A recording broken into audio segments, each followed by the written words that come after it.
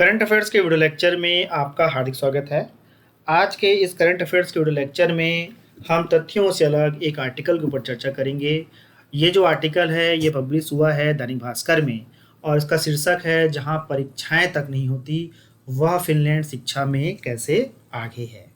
Finland एक स्वीडियन country है या बोल सकते हैं कि नॉर्थ पोल की ओर सिचुएटेड लोकेटेड एक कंट्री है जिसका नाम है फिनलैंड।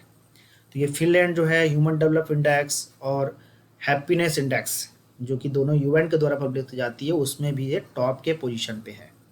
तो आज हम उन कारणों को जानने का प्रयास करेंगे जिसकी वजह से फिनलैंड शिक्षा प्रणाली में दुनिया का सबसे सर्वश्रेष्ठ देश है और यहाँ का स्टूडेंट्स का जो लेवल होता है वो दुनिया के अन्य देशों के स्टूडेंट के लेवल से बहुत ज़्यादा होता है। तो इस आर्टिकल में उसी की पड़ताल की गई है। तो इस आर्टिकल की शुरुआत तो ये होती है कि हमारा जो देश है वो एजुकेशन और रिसर्च दोनों के मामले में अपने जीडीपी का केवल 0.9% ही खर्च करता है। ये जो डेटा हम बता रहे हैं ये सारे के सारे जो डेटा है वो ब्रिक्स कंट्री के डेटा के आधार पर है। अब ये भी समझ लेते हैं कि ब्रिक्स होता क्या है। एक्चुअली ब्रिक्स क्या है, तो ब्रिक्स जो है देख लें BRICS, ये होता है ब्रिक्स। तो यहाँ से बी का मतलब है ब्राज़ील, आर का मतलब है रशिया, आई का मतलब है इंडिया और सी का मतलब है चाइना और एस का मतलब है साउथ अफ्रीका। तो इस तरह से 1 2 3 4 5 देशों का संगठन है ब्रिक्स और इस संगठन की स्थापना हुई थी 2015 में। और ये जितने भी देशों का हमने नाम लिया, जो 5 देशों का हमने नाम लिया, ये सारे के सारे जो हैं विकासशील देश हैं। ठीक है, तो इन देशों के अगर हम जीडीपी को देखें कि इन्होंने रिसर्च पर कितना खर्च किया तो हम पाते हैं कि भारत में केवल अपनी जीडीपी का 0.9% खर्च किया रिसर्च के ऊपर। चीन की बात करें तो 1.9% और रूस की बात करें तो 1.5%, ब्राज़ील की बात करें तो 1.3% और दक्षिण फीसदी की अफ्रीका की अगर बात करें तो ये 1% अपने जीडीपी का खर्च करता है किसमें, रिसर्च के मामले में। तो इस हिसाब से देखें तो यहाँ पर भारत में की स्थिति थोड़ी सी इनके मुकाबले में थोड़ा सा कम है। मतलब यहाँ पर क्या करना होगा, भारत सरकार को रिसर्च पर अपनी फंडिंग को बढ़ाना होगा। अब हमें बहुत अच्छे से पता है कि वर्तमान समय में जो दुनिया है वो नॉलेज इकॉनमी है। अब हम देखते होंगे कि हमारे जीवन का एक पार्ट बन चुका सोशल मीडिया, टेक्नोलॉजी हमारे जीवन का पार्ट बन चुका है। तो अगर हम रिसर्च पर खर्च नहीं करेंगे तो हम क्या कर सकते हैं, हम दुनिया के अन्य देशों से पीछे हो सकते हैं। तो इसलिए हमें रिसर्च पर अपना जो जीडीपी का जो अंश है उसे बढ़ाना चाहिए। फिर इसके बाद दूसरा जो पॉइंट जो लेखक देवेंद्र राज सुथार हैं वो उठाते हैं कि एक मूल्यांकन के लिए दुनिया जितने भी उच्च शिक्षा के संस्थान हैं उनके मूल्यांकन के लिए एक परिषद का निर्माण किया गया है। उस परिषद का नाम है उच्च शिक्षा मूल्यांकन परिषद। तो इस परिषद ने अपनी रिपोर्ट में बताया है कि भारत के जो 68% विश्वविद्यालय और जो 90% जो कॉलेज हैं ये बस नाम मात्र की डिग्री देते हैं, इनमें गुणवत्ता बिल्कुल ख़राब है। और इन संस्थानों के जो 74% जो डिग्रीधारी छात्र हैं वो बेरोजगार हैं। क्यों बेरोजगार हैं? क्योंकि इनके पास स्किल नहीं है। इन्होंने शिक्षा तो ग्रहण कर लिया लेकिन इनके पास स्किल नहीं है, ना ही इनकी भाषा पर कमांड है, जिसकी वजह से जब ये जॉब मार्केट पर जाते हैं जॉब प्राप्त करने के लिए तो स्किल ना होने की वजह से, भाषा पे पकड़ ना होने की वजह से इन्हें रोज़गार नहीं मिल पाता और अल्टीमेटली किसके ऊपर डिपेंडेबल हो जाते हैं, गवर्नमेंट जॉब के ऊपर डिपेंडेबल हो जाते हैं। हम देख रहे हैं कि पिछले कुछ सालों से गवर्नमेंट जॉब की संख्या भी घटते जा रही है। क्यों घटती जा रही है? क्योंकि कहीं ना कहीं ऑटोमेशन होते जा रहा है। सरकार अपनी जो व्यय होता है उसको कम करना चाहता है। इस वजह से भी जो है गवर्नमेंट जॉब पहले के मुकाबले कम निकलने लग गए हैं। अब उसके बावजूद भी लोगों को जॉब मिलता, गवर्नमेंट जॉब के अलावा भी बहुत सारे जॉब हैं, लेकिन दिक्कत ये है कि जॉब तो हैं लेकिन लोग ही उस जॉब के लिए तैयार नहीं हैं।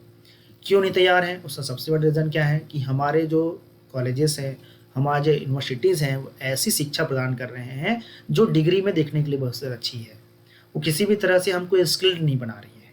इसकी वजह से क्या हो रहा है कि हमारे देश में बेरोजगारों की संख्या लगातार बढ़ती जा रही है।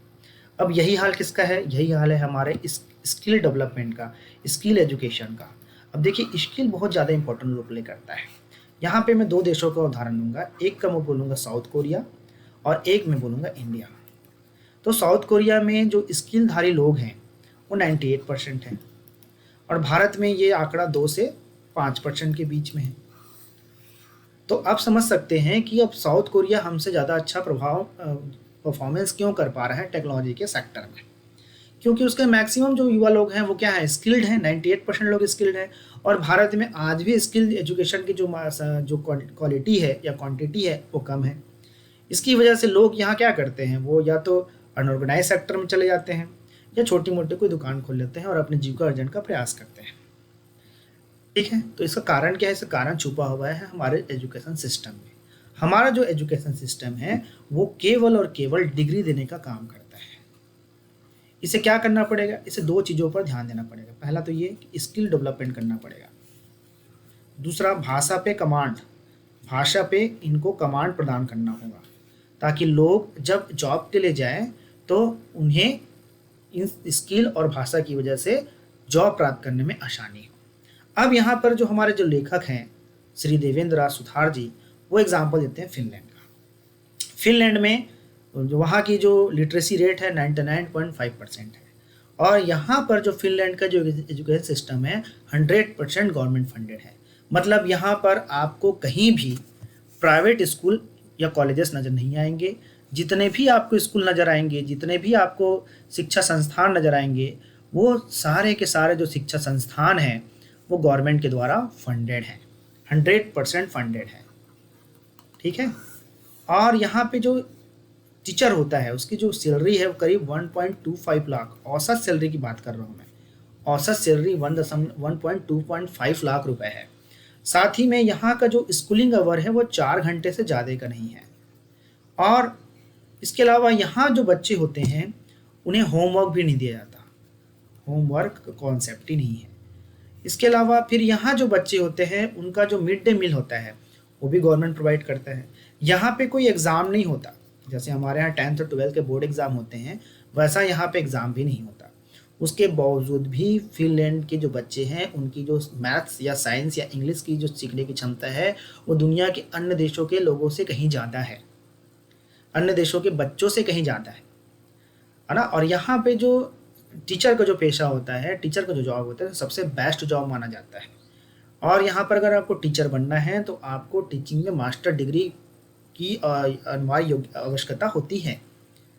तो इन सब वजहों से फिनलैंड क्या बन गया है, दुनिया का शिक्षा के मामले में पावर हाउस बन गया है। ये वास्तव में मानव संसाधन पैदा कर रहा है। और हमारे यहाँ आप देख लीजिए एजुकेशन सिस्टम का क्या हाल है। यहाँ पे हमने एजुकेशन सिस्टम को 2 भागों में बांट दिया है। पहले को बोला हमने पब्लिक, दूसरे को हमने बोला प्राइवेट। अब जो पब्लिक स्कूल के टीचर हैं वो सबसे ज़्यादा वेल क्वालिफाइड होते हैं, इनके पास बीएड की योग्यता अनिवार्य होनी चाहिए, डिग्री अनिवार्य होती है। इसके अलावा एंट्रेंस एग्जाम में पार्टिसिपेट करके भी जाते हैं, फिर भी ये बहुत अच्छा टीचिंग का काम नहीं कर पाते इनके कंपैरिजन में प्राइवेट के। अब जो प्राइवेट होते हैं वो हर कोई जो भारत का जो नागरिक है वो इसको अफोर्ड नहीं कर सकते। क्यों? क्योंकि इसकी फीस बहुत ज़्यादा होती है। तो इसकी वजह से क्या होती है कि जो पब्लिक स्कूल से पढ़े हुए हैं, जो प्राइवेट स्कूल से पढ़े हुए हैं, इन दोनों के बीच में इनइक्वालिटीज़ पैदा हो जाती है। और ये इनइक्वालिटीज़ हर जगह नजर आएगा। आप जैसे बड़े बड़े कंपटीशन एग्जाम की तैयारी करें, जैसे सपोज आईआईटी की तैयारी करें या यूपीएससी की तैयारी करें, तो उसमें पब्लिक स्कूल से पढ़े हुए बच्चे उतने अच्छे परफॉर्म नहीं कर पाते जितने प्राइवेट स्कूल से पढ़े हुए बच्चे। जबकि फिनलैंड में क्या है, मैंने वही बताया कि 100% वहाँ पे जो स्कूल हैं वो गवर्नमेंट फंडेड हैं। यहाँ पर यह प्रयास किया जाता है कि सभी बच्चों को सीखने का, समझने का एक समान अवसर प्राप्त हो। लेकिन भारत में हमने पब्लिक और प्राइवेट में डिवाइड करके लोगों को समान अवसर प्रदान ही नहीं किया हमने, है ना। पब्लिक स्कूलों में ज़्यादातर वो बच्चे जाते हैं जो प्राइवेट स्कूल के फीस नहीं भर पाते हैं, तो इसकी वजह से इनइक्वालिटीज़ पैदा हो जाती है। उसके अलावा जो पब्लिक स्कूल के टीचर होते हैं इन्हें शिक्षा के अलावा और भी कई कार्यों में संलग्न कर दिया जाता है, जिसकी वजह से ये 100% अपनी जो आउटपुट होता है वो दे नहीं पाते। दूसरा, इनकी एक मानसिकता ही बन चुकी है कि हम गवर्नमेंट जॉब वाले हैं तो हमें बहुत ज़्यादा पढ़ने या पढ़ाने की ज़रूरत नहीं है। ये अपने आप को अपग्रेड नहीं करते हैं, दुनिया के नॉलेज से अपने आप को जोड़ते नहीं हैं। तो इसी वजह से जो पब्लिक स्कूल से पढ़े हुए जो बच्चे हैं वो प्राइवेट स्कूल से पढ़े हुए बच्चों के अक्सर हर क्षेत्रों में मार खा जाते हैं। तो भारत सरकार को ये करना चाहिए, साथ में राज्य सरकारों को ये करना चाहिए कि वो अपने जीडीपी का एक काफ़ी बड़ा हिस्सा स्कूली एजुकेशन के लिए बढ़ाए। अभी बहुत अच्छी बात यह है कि छत्तीसगढ़ की सरकार ने सबसे टॉप प्रायोरिटी दी है स्कूल एजुकेशन को। यही चीज़ दिल्ली की गवर्नमेंट ने भी किया है कि उसने टॉप प्रायोरिटी दिया है स्कूल एजुकेशन को। इसी वजह से आज के समय में जो दिल्ली के जो सरकारी स्कूल से पढ़े हुए बच्चे हैं और प्राइवेट स्कूल से पढ़े हुए बच्चों से बहुत अच्छा परफॉर्म कर रहे हैं, उनका रिजल्ट भी बहुत अच्छा आ रहा है। तो ये चीज़ें पूरे भारतवर्ष में लागू करनी चाहिए। गवर्नमेंट को अधिक से अधिक स्कूल एजुकेशन पर खर्च करना चाहिए और लोगों को स्किल्ड बनाने पर जोर देना चाहिए। अगर ये हमें करने लग गया तो निसंदेह वो दिन दूर नहीं जब भारत भी फिनलैंड के समान दुनिया में एजुकेशन के मामले में अग्रणी देशों में से एक होगा। और लोग जॉब पाने के लिए केवल गवर्नमेंट जॉब की तरफ ही नहीं जाएंगे, बल्कि वो स्किल डेवलपमेंट करने पर अपना ध्यान देंगे। तो आज के वीडियो लेक्चर में इतना ही। अगले वीडियो लेक्चर में हम एक नए टॉपिक पर चर्चा करेंगे। तब तक के लिए धन्यवाद।